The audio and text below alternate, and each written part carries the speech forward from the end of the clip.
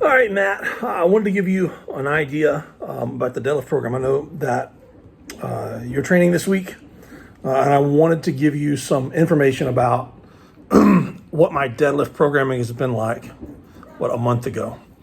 You sent me a bunch of information about practicing guitar. Man, I have not had a chance to do much more than just pick it up and play whatever, kind of feels fun at the moment. Since then. But I wanted to give you kind of a rough idea on how everything breaks down. It helps me to explain to people the way that I'm seeing this deadlift program. And this is pretty much how I've deadlifted for a large portion of 2020 and made consistent progress. And I haven't put anything out yet. I really wanted to publish it, but I wanted to run it myself. I wanted lots of other people to run it. Harley, hey, guys, come on. Be considerate of others. I wanted a lot of other people to run it. I wanted to have a lot more experience with running with other people, see where the downfalls are, have an idea how the numbers work in my head, and then, learn where the weaknesses are in the program and try and change those. So I've had to run it with myself many different ways. And then I needed to run it with a lot of other people as well, and learn from each one of those to make sure that everything is optimal. And I don't think it's perfect, but I think it's 100% out of position to where I can say, okay, I've got a client. We're going to run this program based off of Clint's ideas to deadlift with. And I can look at what they're doing every single week in training, and I can rub this over here and shift this over there and slide this over here. And everything works together within the program to keep progress going. Let me see if I can explain that a little bit. So what we're doing, it was originally based off a 12-week program. I think now I've got it down to like 9 or 11 weeks, because I found a few weeks that just don't seem to be needed. But it's also very rare for me to work with anyone that can go 12 weeks or 24 weeks, which is much more ideal, with this programming, without needing some kind of break. And I don't mean like beat up, I feel terrible. But a lot of, most of my clients, strongman clients especially, they're not just working on deadlift. They're not just working on squat, bench, and deadlift. So we may be working on 7 or 8 other strongman events besides this. So it's very easy to get wear and tear on the body, or for the body just need a break. Most of my clients, they've got children or are married, or honestly, most of my clients either have children, married, or have high stress jobs. I think that's a really big commonality in the kind of people that I attract to work with. So they can't always look down and say, okay, I'm going to devote my life to this for 24 weeks, because they have other things that they have to devote their life to. So the basic premise is you're going to start out, you've got the core lift, you've got speed work, and you've got accessories. Okay, those are the 3 blocks: core, speed, and accessories. That's how I'm looking at it. So your core lifts, they're going to start out with a rotation through the weeks, 75%, 80, 85, and 90. Okay, we've got a 4-week block right there. The 70, all of them are basically designed off pulling. Well, the 75 is based off pulling 1 set of 3. 80, 85, and 90 are all 1 set of 2. I found that with some clients that are more advanced, we can pull the 75s 2 sets of 3. We can pull the 80 and the 85 2 sets of 2, and then everything from there we'll stick with either singles or doubles. But you have to know yourself really well. Basic idea: 75% for 3, 80% for 2, 85% for 2, 90% for 2. That's your first four-week rotation. After that, you normally go back to the 75%, and you're going to repeat with the 75%, the 80, the 85, the 90, and at that point, you have the option For the week after that to go up to 95. Depending on how skilled you are, you can hit 97, but I really don't feel the need to hit 97 unless we're dealing with a client that has, it's like, you know what, I would really like to try out another week. I'd like to postpone this PR for a week. What else can I do? But what's more productive? Pulling 97% for a single and all the stress that puts on your central nervous system, or going back down to say 75 and 80% and doing the work there. I'll explain why that is in a minute. And then the week after that, you go for 100% or better. So 75, 80, 85, 90, 75, 80, 85, 90, 95, 100. 10 weeks with a couple of options in there for 97 as well as dropping back down. The accessory work or the speed work after that. So when you're looking at 75% for 3, that's not very intense. I mean, that's 75% is somewhere around 72% is 5 sets of 5. 75% I can get 11. 10 is a solid number at 75%. I can get 11, maybe 12, depending. And at that point, you're really going to jack yourself up no matter what exercise you're doing. So to get a double is nothing. It's more of a warm-up and going through the process of getting that double or triple. Sometimes maybe it's 2 sets of 3. Maybe that's more productive for you. But you have to make that call. If you are pushing the core lift, then all of your speed work and accessories have to be shrunk like this. So on your weeks where your core lift is shrunk down to something very, very doable, like 75% for 2 sets of 3 or 1 set of 3, then your speed work can be expanded and your accessories can be expanded to make everything whole. So the idea is as the core lift increases in intensity and recovery ability needs, everything else has to balance, okay?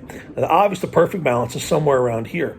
But whenever you're dialing it in, and sometimes like right now, I'm asking you to pull 75%, and I want you to dial in which speed work numbers and which accessories work best for you, which means you got to put a lot of work into it to figure that out. And then when you get down to PR time, above 90%, those weeks right there, this is up here. You got to really dial in this. It's a lot of intense work. And you got to bring this down to match recovery abilities. I don't necessarily mean sets. So 75%, you pull it for a triple, then you're going to go somewhere around between 50 and 65%. I would prefer to see somewhere around 50% plus 30% in bands or chains. Sets of 3. I would prefer to see somewhere around 7 sets of 3, 6 to 7 sets of 3, 2 to 3 minutes rest in between.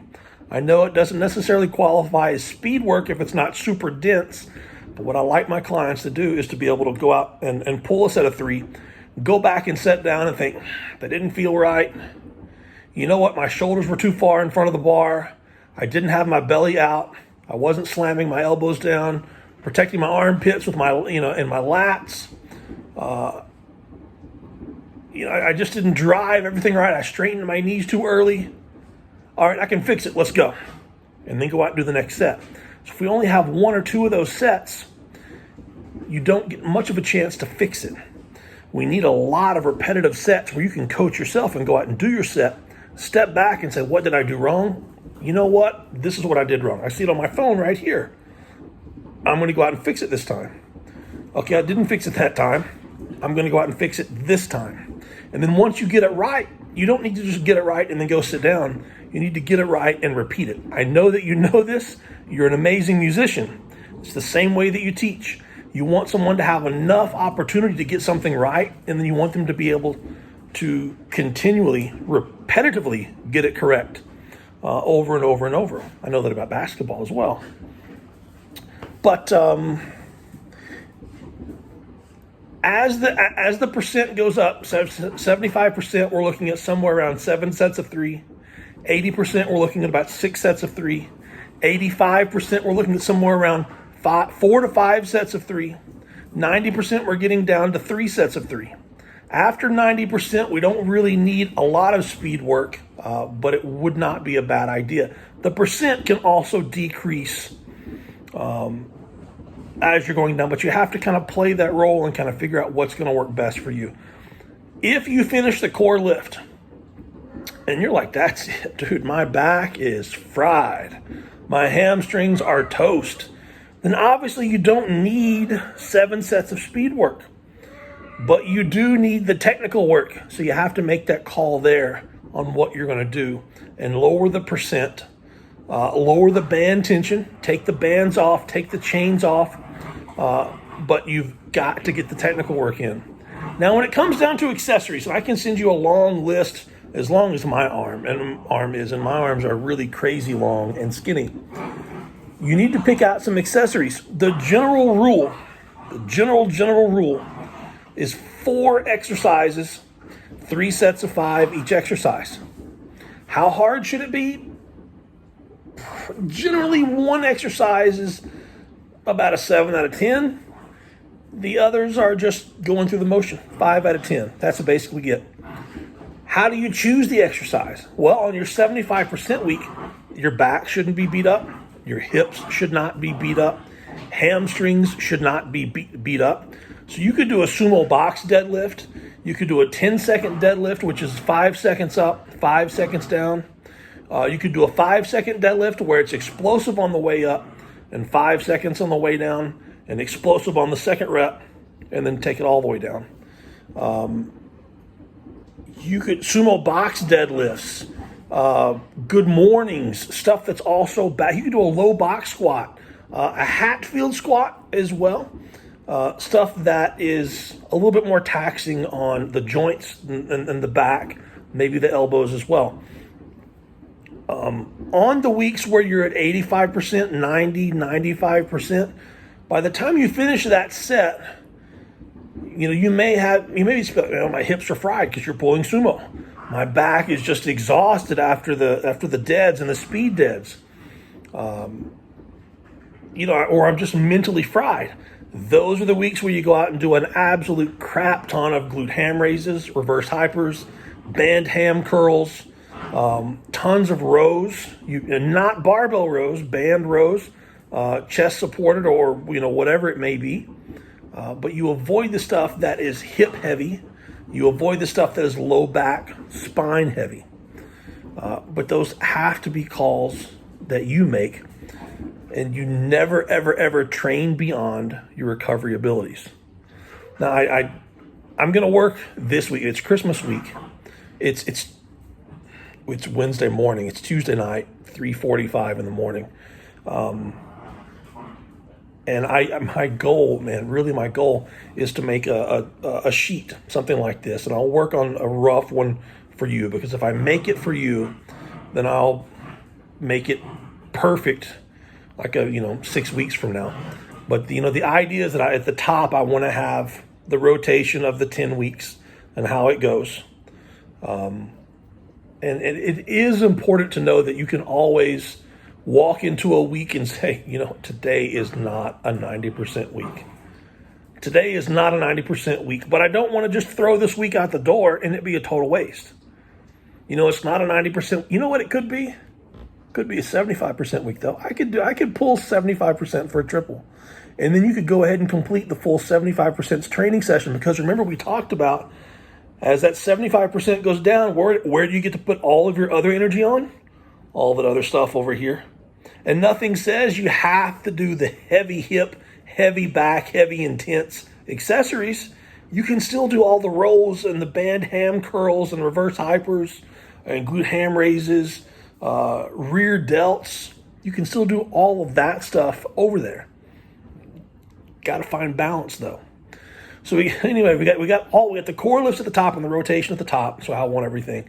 In the middle, I want the speed work / technical work in the middle. And I want people to be able to see how that flows and how it flows with the core lift, because everything has to have a cool balance to it.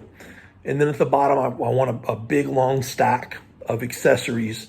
And I want people to understand that with a little bit of intelligence, they can choose the accessories that are going to balance out and build their deadlift the best. So I know you're training at home. I've got probably 100 different photos of exercises that I've done and that I've done here at home.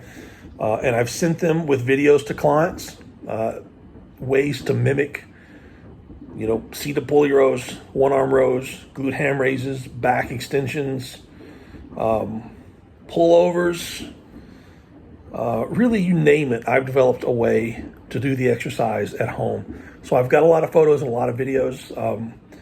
Let me go through this week, hopefully, and get you a rough sheet of the 3 layers of the program and 20 different photos of 20 different exercises of accessories that you can choose to do at home. I know that, and I've always preached this, pick the tough accessories and just nail them and just get stronger at them. But man, I've been competing in strongman 20 years. I've been lifting weights 30 years. And without a lot of variety, if you've been doing this 30 years and you don't have enough variety to, 1, keep you excited, and 2, you don't know enough variety and options that will also give you progress, then you really haven't learned a lot in 30 years. More than 5 ways to skin a cat. So anyway, give me a few days and let me see what I can come up with. I'm going to send you this video tonight, and if you have any questions at all, ask. I know it's much easier for me to write stuff, but it is almost 4 o'clock in the morning, and my eyes do look like this. And I really wanted to work on stuff, but I've got the dishwasher going. I've just finished work. I've got a small rack of ribs I need to eat before going to bed. I've made another bottle of milk I'm taking to bed with me for my little dude. And we've got one more day of school tomorrow. So, a